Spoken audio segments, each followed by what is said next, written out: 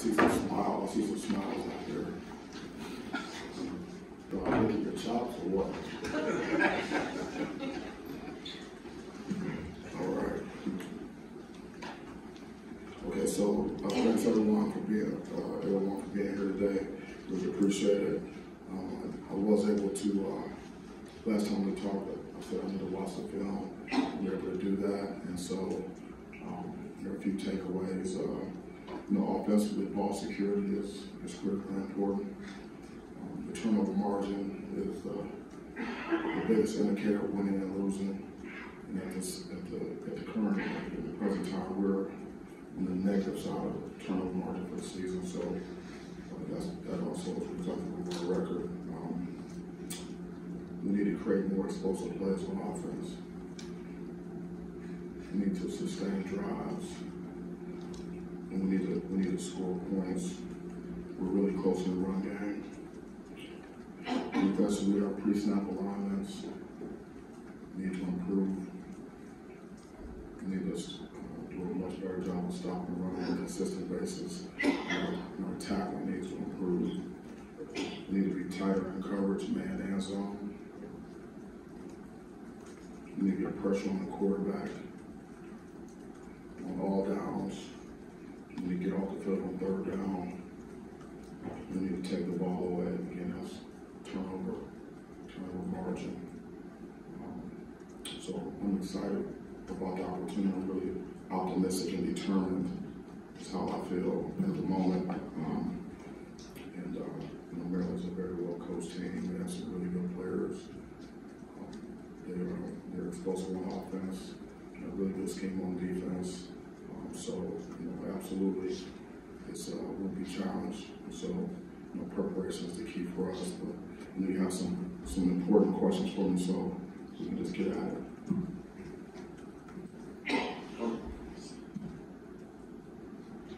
Well, that's a long list of things need to be changed to work on. How do you do something like that in short order? Not a long-term fix, but we know Maryland can throw it, and the schedule after that doesn't get any easier. Yeah, how do you fix it? We have some plans to do that. Exactly the specifics of how we're going to do that, I care not to share them at this time. But that's what we're doing right now. I was wondering. Go ahead. No, you're good. Okay. So on Saturday, you said that you'd kind of been down this road before when you were asked about scheme versus personnel. I was wondering if you could elaborate on that and where you were referring to. Yeah, we need to make some scheme adjustments. We're always evaluating personnel, and we'll do that when necessary. So we'll have to see what that looks like once we get out there. Well, I'm curious, when you go through all those things, when you're going through them with the players, and you see how the last couple of weeks have gone, where's the, I want to say the mindset of the mood or the mental approach of this team? Where do you think they are in terms of that? Are they down or any of those sort of things? I would say determined and optimistic, because we're capable of correcting these things, and the players know it.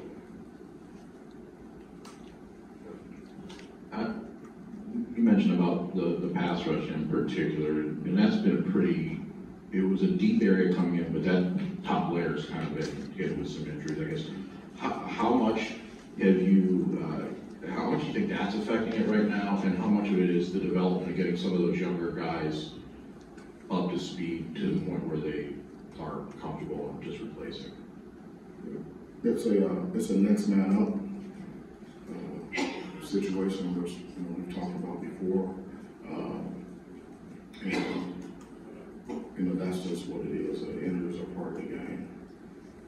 From a rushing coverage working together standpoint, we can do a better job in coverage, getting them to hold the ball a little bit longer, and because we're close on some rushes.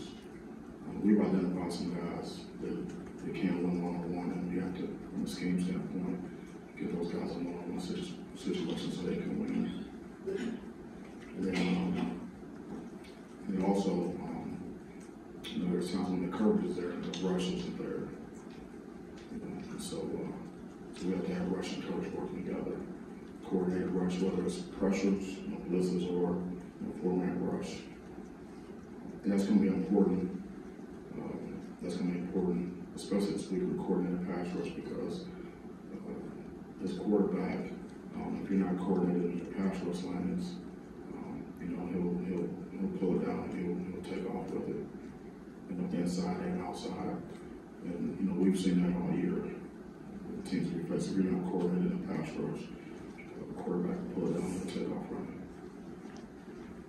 Now, right here, it's been a tough sledding with the run game in the last couple of weeks. I think you mentioned at the top there, I think you said they were close. Just what do you see in there? What fixes sort of have to happen? And I know you're confident that those fixes are, available or possible. Yeah, we have room to run. In instances, we got to make sure we hit the hole. And then we need more push and more strain on the line, more movement. And then also with the tight ends and receivers, continue to strain, because it takes the line and the tight ends, receivers, and the backs, and making sure we're getting in and out of the right plays. Then score differential is a part of it as well. We get down big early, and then becomes a score situation. It becomes a race against time, and running the ball is really, really limited options there because of the time in the game and the score differential. You can see in the last couple of games, especially like in the second half, we're ready to get the run game going, but we don't score, and then the score differential gets so large, and then the running game is pretty much becomes a 2-minute situation for the rest of the game. Mel, how do you get a defense to have a swagger? Like a year ago, even when they were giving up yards, it seemed like there was a little something to them, an edge to them, and I'm wondering how you get guys to feel a certain way about themselves like that. We just coach it into them, and then gain confidence in practice, by doing it fast in practice, and making plays on a consistent basis in practice. Swagger is I'm not sure exactly what the definition of that is, but I would think it is playing with confidence because of demonstrated ability, in practice, and then starting fast in games.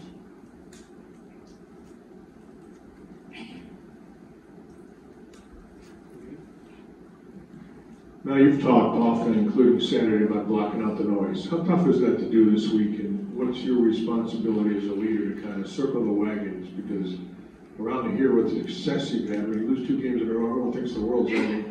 The sink is shipping, the season's over. How do you keep that from filtering in, and what is your responsibility this week to, as I said, circle the wagons? For me, it's not difficult to block out the noise. I think it's more difficult for the players. Just because of experience. So we talk about it. We talk about it immediately after the game in the locker room, and then we talk about it again today. And we'll continue to talk about that. But it's important now what exactly we say, how to do that, and I'll just have to keep that in-house. Well, I'm going to ask a little bit about Peyton. I mean, obviously you have a lot of issues going on right now, but he struggled a little bit last week. Do you think there's times when he sees maybe the running game's not going, or not sustaining drives? Does he start putting pressure on himself and maybe try and do too much at times? Or I guess I'm just trying to figure out where he's at in terms of that, because he seems frustrated at times out there. Yeah, I mean, I think that he's a high-level competitor, that wants to do things right, and wants to execute, and wants to win. And so, we have to play. He has to do a better job in some areas, in some situations in the game. We have to play better around them, offense, defense, and special teams. But I'm very determined, to help this team get better, and I know that he is as well. You mentioned that their personnel in Maryland on offense. We know their quarterback. We know they got some good receivers that have been there a little bit. Like scheme-wise, plan-wise, what sort of stuff do they do that allow those guys to be successful attacking defenses through the year? What are some things that you're noticing that they do really well? Yeah, so Locks is a great football mind. He's an excellent coach. He's an excellent leader. But he's very creative on offense. and he knows how to get the ball to his playmakers. And he also believes in running the football as well. So, you know, he's really good at, you know, game plan schemes. There's things that they do every week, but they're always going to have something game specific to attack a perceived weakness, and so he does a really good job of that. It really, Locks is one of the best. Did you guys cross over to Alabama at all there? I'm trying to remember, or work together? No, we haven't worked together, but I know him very well. I consider him a friend. When you look at Berger and Broussard, you started Broussard and Warner behind the genesis behind him over Berger at the outset. And what do those two need to do differently, or is it more on the line to kind of free them up a little bit better? Yeah, well, Berger was banged up coming out of the previous game, and so it took us a little while to get him ready for the game during the week. You know, but like I said, you know, hit the hole, run hard, protect the football. You know, we got to do a better job around him, you know, so we can't ruin the run game. You mentioned starting fast back here, not the cameras. You mentioned starting fast. Can that start with something as simple as maybe receiving the kickoff to start the game if you give it a chance?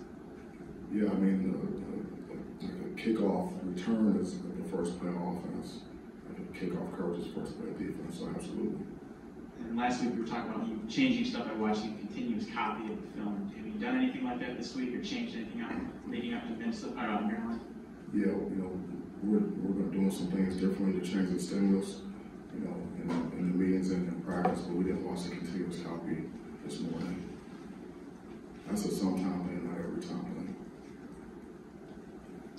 Mel, in the stats era, Michigan State's never started the first 4 games without an interception. How much of that is defensive backs aren't close enough to get one, or are there other factors that we're not seeing? Yeah, all of the above. You know, all of the above. You know, and the past is not necessarily predictive of the future. You know, but you don't change the behavior, so we need to change the behavior to get a better result.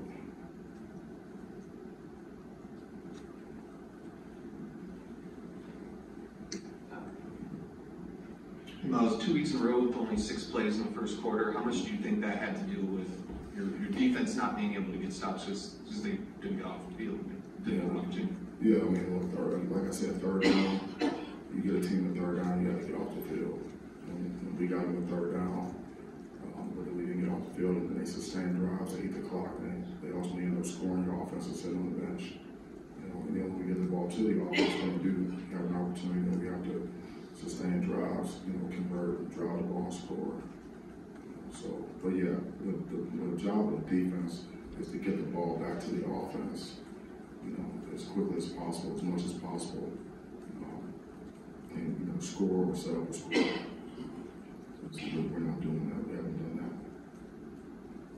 that. As a coach, what's the challenge of attacking that list of improvements that you started with, but also trying to focus on your guys and making sure they're mentally, they're there? You said they're determined, but you know those are 2 separate areas that obviously fall under you. Yeah, it's a all hands on deck 24/7 challenge. So you know, that's what we do as coaches. You know, it's a little bit, it's a lot easier to coach guys when everything's going well. But when adversity hits, that's when you know, really where the rubber meets the road. And so I have a lot of confidence in our staff, you know, and also our players. You know, it's about how you respond to adversity, and I'm determined and optimistic because of the response that I'm seeing from our staff and from the players. No, you just kind of hinted at it, but what is your confidence level with the staff right now? High. Mel, you talked before the season about having guys in different categories as the season broke, like guys who weren't ready, guys who were ready, guys who you'd have a plan for who might be ready down the road. As you get into the season, do you reassess that with some of the youngest guys and see where different guys might be? Yeah, we do that daily. And so if you see a guy on the field that maybe you didn't see out there the previous weeks, you know, that may be reflection of that evaluation. Hey, Mel, coming into the season, you talk a lot about this whole transformation program from being a coach-led team to a player-led team. So, during these last couple of difficult weeks, what have you seen from this? Has it been a player-led team, or has it been the coaches having to kind of pick them up? Yeah, I mean, it's I see the players really stepping up, and I mean, I'm seeing that happen, which is important. And so we always need more, but I don't feel like it's the coaches dragging the players through it, which gives me optimism. Would you be able to provide an example, maybe, of one of these that you've seen with players, or is that an in-house thing? Yeah, I mean, like, we had a defensive player that had all the defensive players in on their day off yesterday. Watching the game all together, going over every play, going over calls of communication, assignments, things like that. That was something that was not directed by the coaches. The same thing happens on offense as well. Obviously, Xavier hasn't been able to play the last 3 weeks. I think there was a period of time in the second half maybe where we saw him out on the field talking with the guys. I guess what has his level of involvement been, even when he's not able to contribute on the field? Yeah, he's able to get more involved now because he's more mobile. He was on crutches there for a minute, so he had to keep a distance just from a safety standpoint. But now that he's more mobile, he can get a little bit closer to the action, and that's what you're seeing.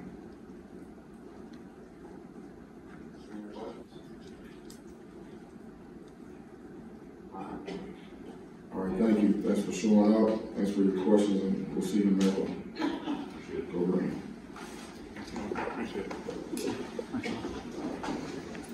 Good weekend.